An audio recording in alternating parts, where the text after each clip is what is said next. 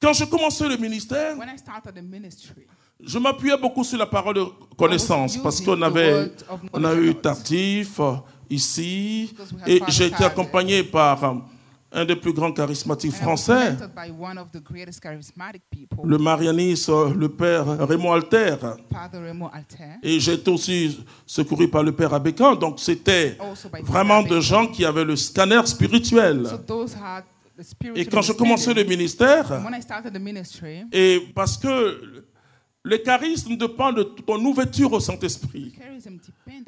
Et donc, c'est comme si c'était pour moi le seul moyen d'exercer sur un podium.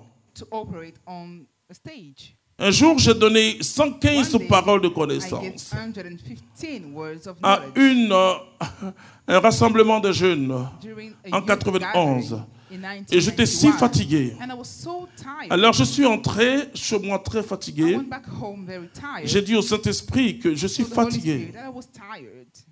Et quand le Saint-Esprit devait m'instruire sur ce que j'appelle la déclaration prophétique aujourd'hui, et qui s'appuie sur le charisme de la foi, j'ai compris avec Pierre qui l'exprime dans 2 Pierre chapitre 1 à partir du verset 21 que c'est poussé par l'Esprit que les hommes ont parlé de la part de Dieu. Vous voyez, c'est poussé par l'Esprit Saint.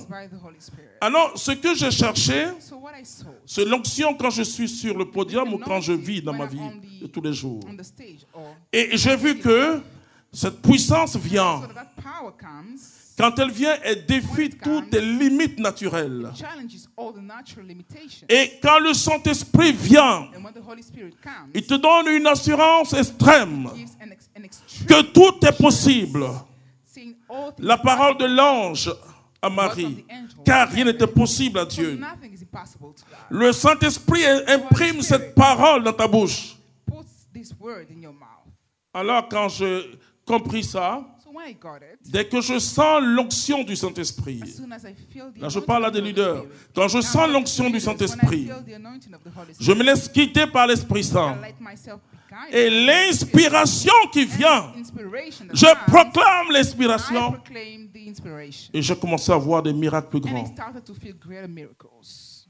Des pieds qui poussent, des gens qui se lèvent et qui soulèvent leur fauteuil roulant. Alors j'ai compris une chose. Cette église des Actes des Apôtres connaissait la motion du Saint-Esprit. Vous voyez, ils n'ont pas dit qu'un prophète a parlé. Ils ont dit le Saint-Esprit a parlé à travers un prophète. Très important, frères et sœurs. Alors le Saint-Esprit va parler. Et vous allez voir que c'est le Saint-Esprit qui va les envoyer aussi conduire en mission. Je vais finir par là. L'Esprit Saint dit, mettez-moi donc à part Barnabé et Saul. Mettez-moi donc à part Barnabé et Saul. Barnabé et Saul. En vue de l'œuvre à laquelle je les ai appelés.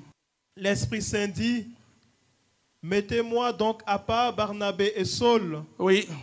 En vue de l'œuvre à laquelle je les ai appelés. Oui. Alors, après avoir jeûné et prié... Regardez cette église des Actes des Apôtres. Et combien de communautés, même comme la nôtre, et quand un frère ou sœur a un appel précis, on soutient cette personne dans le jeûne et la prière. Et c'est une pratique courante dans l'église des Actes des Apôtres. Aujourd'hui, les chrétiens sont trop modernes. Et jeûner pour prier, c'est pas important. Oh, bien sûr, on a 2 jours où on jeûne. Le mercredi de cendre et le vendredi saint. Et on dit c'est suffisant. Parce qu'à partir du moment où la philosophie a touché la foi, c'est normal. Hein? Le pape a écrit, Jean-Paul II, la foi est la raison. Mais écoute, mais la foi, elle est plus forte, elle est plus puissante que la raison humaine. Et même s'il faut commencer d'abord à réfléchir. Très important, frères et sœurs. Et cette église-là ne pouvait que dire ça. Le Saint-Esprit Parce que ça veut dire quoi? Il y a une qualité de vie que chacun avait. Aujourd'hui, ce qu'on sent, on sent dans une communauté, dans une paroisse, dans un groupe de prière. Ce qu'on appelle leaders qui ont peut-être une qualité de vie, mais l'église des Actes des Apôtres, ce n'est pas comme ça. C'est que tout le monde avait une qualité de vie. Vous vous rappelez, dès les premiers jours de cette église, et un certain Ananias et sa femme, Saphira, ont essayé de mentir, et Pierre dit, ce n'est pas un homme, mais c'est au Saint-Esprit, et vous connaissez la suite. Ça veut dire, dans leur communauté, chacun avait une crainte de Dieu. Chacun connaissait le Saint-Esprit.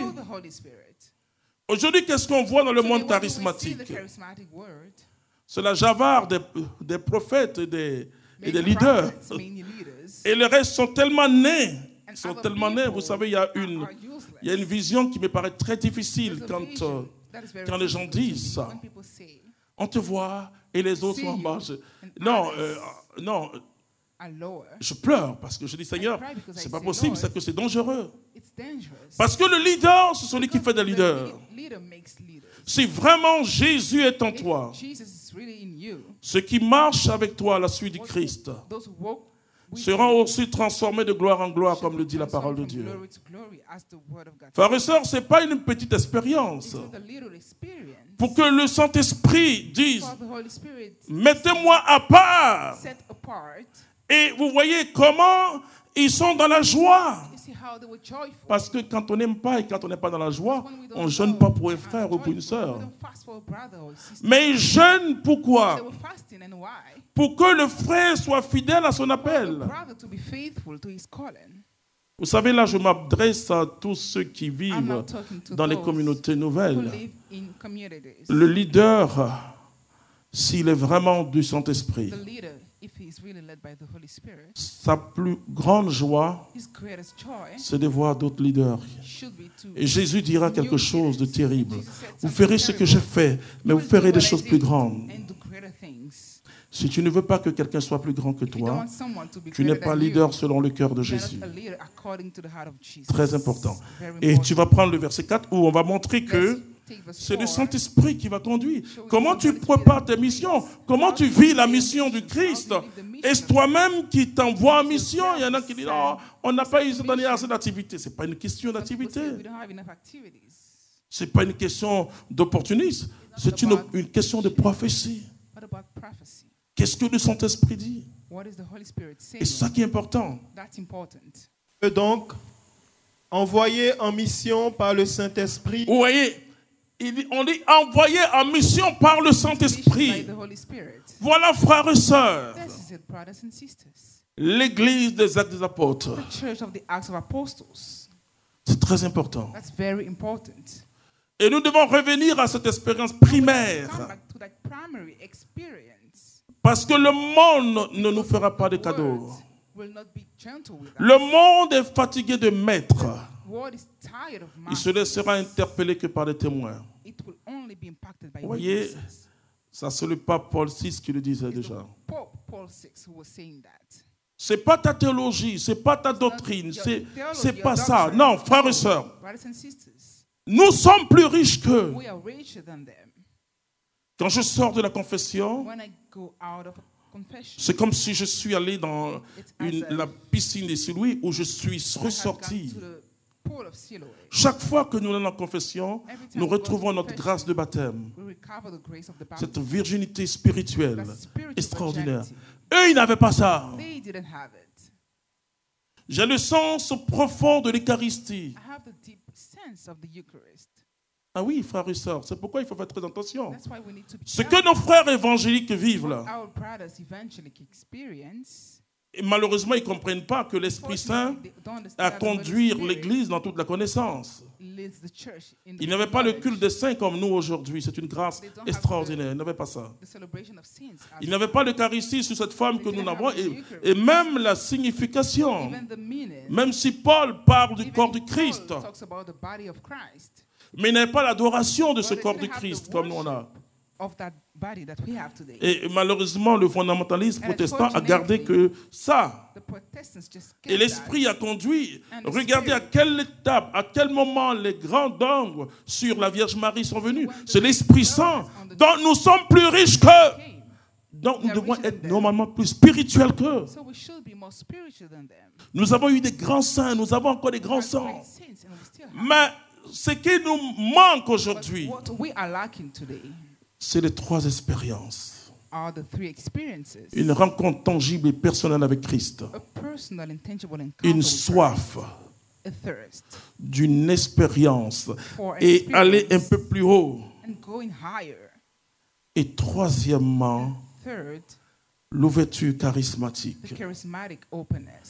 Nous avons besoin, même si c'est un groupe de la Légion de Marie, un groupe des amis du Saint-Sacrement, nous avons besoin que le Saint-Esprit circule. Le Saint-Esprit n'appartient pas au renouveau charismatique. Le Saint-Esprit est venu pour l'Église. Cela est très important. On dit non, nous, notre congrégation, c'est pas ça. Mais enfin, celui qu'on appelle les fondateurs, par qui Dieu a mis votre congrégation, il était rempli du Saint-Esprit. Et le pape, vous savez, je finis par lui. Le pape Jean XXIII, peut-être beaucoup de charismatiques ne savent pas, il est le pape de l'Esprit Saint. Il a dit, ouvrez les portes et les fenêtres de l'Église au Saint-Esprit. Il a dit en 59 qu'il a donné le Concile Vatican II, qui est un concile charismatique, où on dira, l'Esprit Saint ne se borne pas, le mot que nos pères du concile ne se borne pas à sanctifier le peuple que par les ministères ordonnés ou par les sacrements. Mais il choisit des fidèles du Christ de tous ordres, leur accordant des grâces, ce qu'on appelle les charismes. Et quand vous parlez, puis quelqu'un dit, non, moi je vais redonner. Non, il faut dire, il va lire. L'Esprit Saint ne se borne pas. C'est-à-dire tous les fidèles doivent s'ouvrir à son action. Et le pape disait dernièrement à propos du charisme, il disait aux membres du renouveau, communauté nouvelle et groupe de prière, proposez, il faut proposer, il ne faut pas imposer cette expérience à toute l'Église. Nous ne pourrons plus évangéliser, le monde a fait dos. Le débat actuel que vous et moi, nous savons faire fi de Dieu. Et comment ramener, et comme le dit l'Écriture, le cœur des fils vers le Père et le cœur des pères vers le Fils. C'est le Saint-Esprit. C'est le Saint-Esprit. Nous devons avoir une expérience tangible. Nous transportons, comme le dit l'apôtre Paul, des trésors. Mais le trésor, c'est vrai, il peut être caché. Mais il doit s'ouvrir maintenant. Les gens doivent découvrir Christ en nous. Ils doivent découvrir ce que c'est que chrétien. Ce n'est pas les gens de ce monde qui vont dire ils sont chrétiens, c'est nous. Et quand nous présentons le meilleur visage du Christ, les gens se donnent au Christ.